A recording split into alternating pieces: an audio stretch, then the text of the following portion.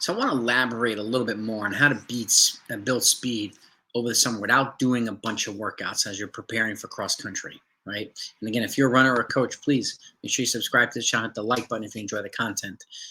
Your support's greatly appreciated. And you have direct access to me. My email is blackbeltrunningcoach@gmail.com. Again, it's blackbeltrunningcoach@gmail.com. I've been putting this stuff out here, and I'm putting stuff out on TikTok as well, where my TikTok is access to coach, one word, right? And I talk about using a 12-week block for the summer, similar to cross country, right?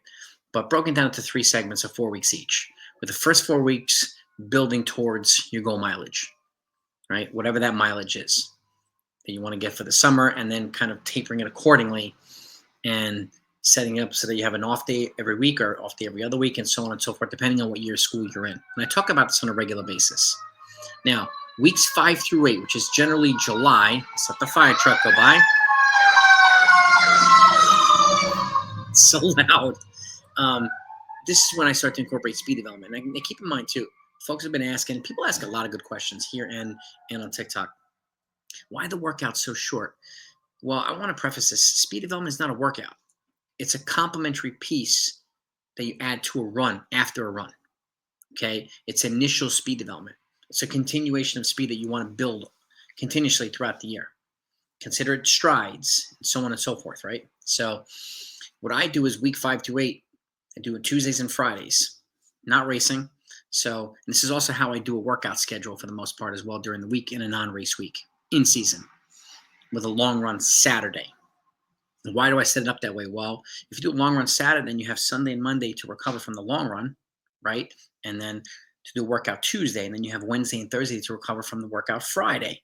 Saturday backs up the secondary workout. And again, as it pertains to whatever you're training for, it can either be 2 cross-country workouts or a cross-country workout and a middle distance workout, depending on if you're in the 400, 800 group or if you're in the 800-mile group. And I have videos on this channel that talk to just that, right? So take a look at them. Go to the live section. Okay, you'll see them all there. And you'll see the difference between the two. Okay, but as it pertains to this speed development, so let's start at 5 by 50 meter strides uphill. Okay, turn into sprints over time. Okay, walk down, jog down after a run Tuesday. Then Friday, you come back and do 5 times 100 meters on the flat. The flat runs are always going to be 50 meters longer than the uphill runs. So week 6 is 5 times 100 on the uphill now, right? And 5 times 150 meter on the flat on Fridays. The uphills are always Tuesdays. Okay, and again, this is always after a run. This is not a warm-up, these hills, and then a cool down. This is after your run, okay?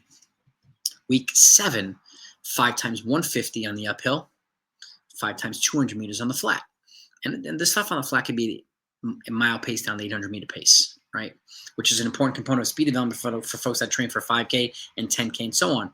For folks that ask, well, how do I continue to develop my speed if I'm running cross-country? These are ways of how to do it.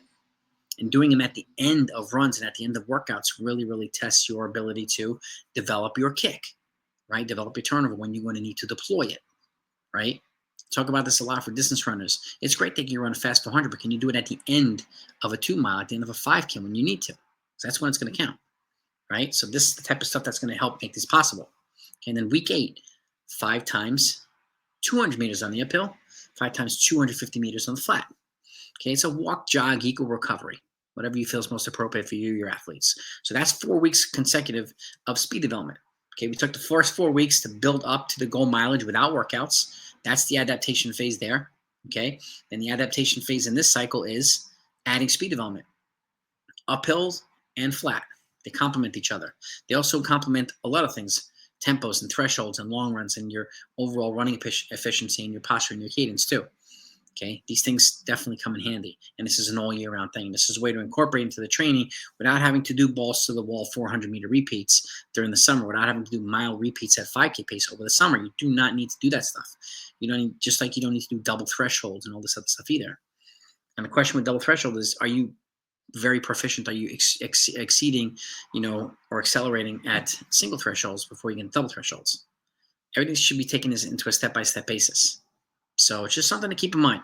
I'm just speaking from my experience as a coach. It's up to you to decide whether you want to incorporate this or modify it. Okay, that's week 5 through 8. Then weeks 9 through 12 is when I add another element to it. When I add VO2 max. Okay, I restart the uphill. So I start at 5 times at 50 meters again.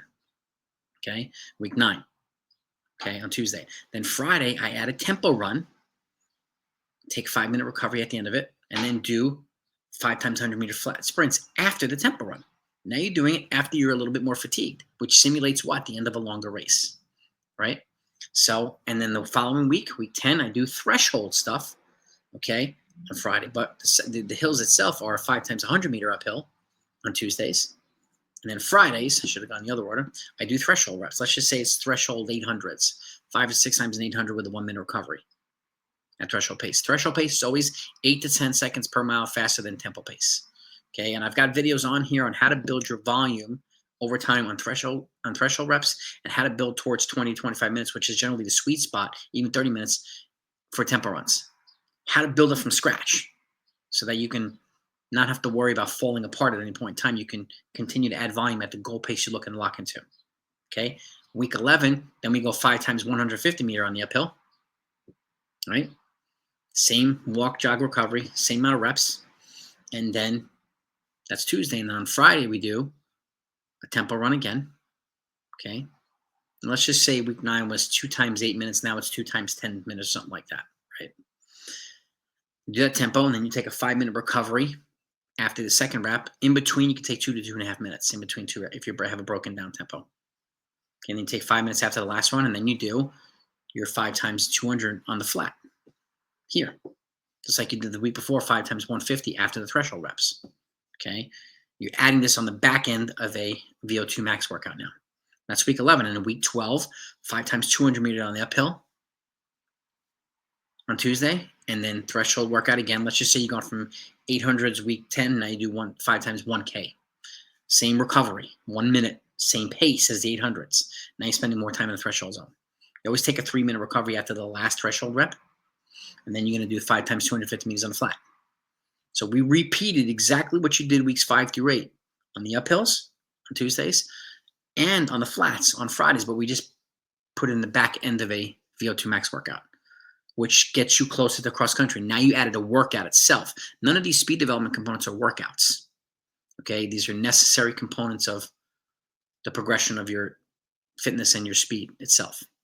Okay, but the last 4 weeks of the summer is generally when I start to add VO2 max, which allows you to slide and transition seamlessly into cross country without having to do 10 weeks of workouts, which can beat up the body, which can beat up your athlete's body, right? Last thing you want to do is have your athletes run your best races in September or first week in October because they did so much work over the summer. Don't need to do that. So let me know if this makes sense, gang.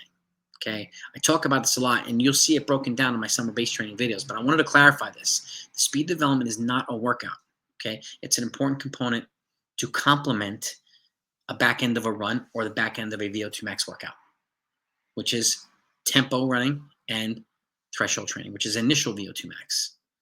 Okay, specific VO2 max is a 3K pace and a 5K pace. That's a little bit different. Okay, so let me know if you have any questions about this. And again, feel free to reach out to me. I will be live this coming Sunday, as always. Every Sunday morning, 9 a.m. Eastern, I'm live. Okay, so we'll continue to talk about this. We're going to talk about summer and, preparing yourself, preparing your athletes for cross country. And we'll talk about the individualized components that you might need to factor into the training. So have a great week, everybody. Talk to you next time.